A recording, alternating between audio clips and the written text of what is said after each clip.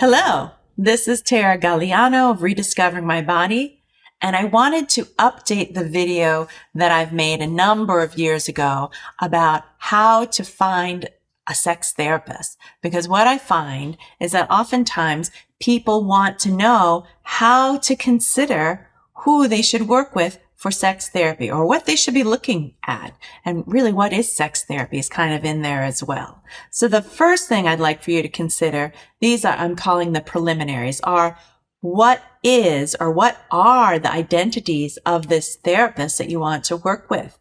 Are they a woman? Are they a man? Are they non-binary? What is their sexual orientation? Are they a woman of color, like myself, right? It's really important to consider who are they? How do they live in the world? And what's true for them in terms of their narrative?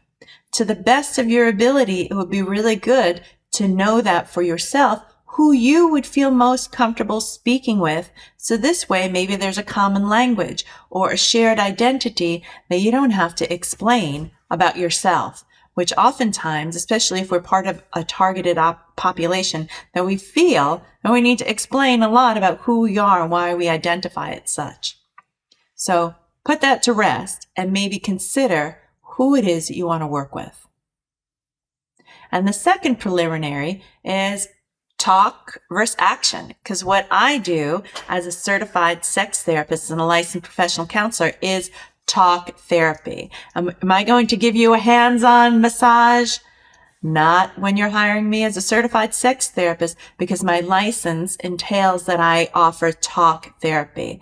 So this is a great access point for those who are more comfortable and more fluent and familiar with the cerebral part of our lives, which I find is so many of us, and that there's nothing wrong with this access, that it's a great access point, that it enables one to begin to feel comfortable. And we hold a lot of shame in our bodies around sex and sexuality. So if talk is the way, and you want to have the experience of embodiment, maybe at your leisure, or maybe with homework assignments that you do in the comfort of your own home, then talk therapy may be the way to go.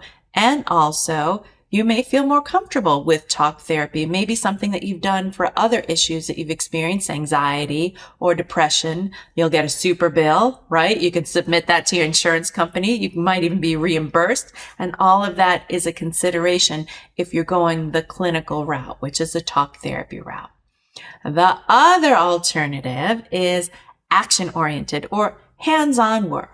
This is somebody who has studied as a sexological body worker. It is somebody who maybe is a sex surrogate or maybe an erotic blueprint coach. There are so many options out there. And what that person will do is different than a sex therapist, because they're going to offer you some hands-on work, maybe some massage, maybe some different tools and techniques around touch that enables them to touch you. It is not legal in all states. It is legal in the state of California. So check to see what is available for you as you embark on this journey. So the preliminaries again: ID of the therapist, who are they? And talk versus action. So now that we've established what the preliminaries are, and you've had your questions answered about their identification and talk versus action, I want you to set up a consultation with this person and begin to ask them some questions about their experience. Most people don't ask about their credentials. They don't ask if they've gone to graduate school, if they have a license. That is assumed based upon the information that you've done or the work that you've done in the preliminaries. So I would always suggest that you call 3 people to compare and contrast and get a sense of their experience. For myself, I've been doing this clinical work for over 2 decades. So that is the type of experience that somebody would expect to receive from me. I'm not new in the field. I'm not green. I've done this. I've worked with thousands and thousands of people. My cost, because of that, is comparable to the value that I bring. Some people are newer to the field, and that may be a factor. They also may be younger, and that may be a factor. So to consider their experience, and neither is right nor wrong, right? If they have a little experience, if they have a lot of experience, if they've got vast experience, or if it's pretty narrow in one aspect of the field, it's all good. It's just a matter of what it is that you want. And some of the questions that you can ask are, what is your experience? And so then the second part of the consult is to find out if they have experience with your particular issue. So you want to know if you're coming in with painful intercourse, whether they've had experience with that issue. Dyspareunia, vaginismus, those are all terms that may be used. There may be more clinical language or more specific diagnoses. People may just not know and say, I have pain while I'm having intercourse, and that's okay. That the clinician or the body worker or the coach can then identify whether they have experience with that. They may say they have experience, and they may have, maybe it's one client, maybe it's two, maybe it's hundreds of clients, and to really elicit that by explaining to them what is true for you.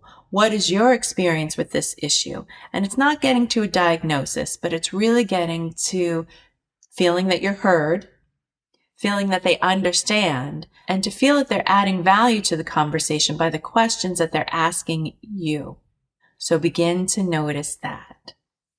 And then the third part of the consultation, after you've asked them about their experience and you've shared with them about your issues, is to feel, this is really the most important piece, is to feel into the rapport with that person.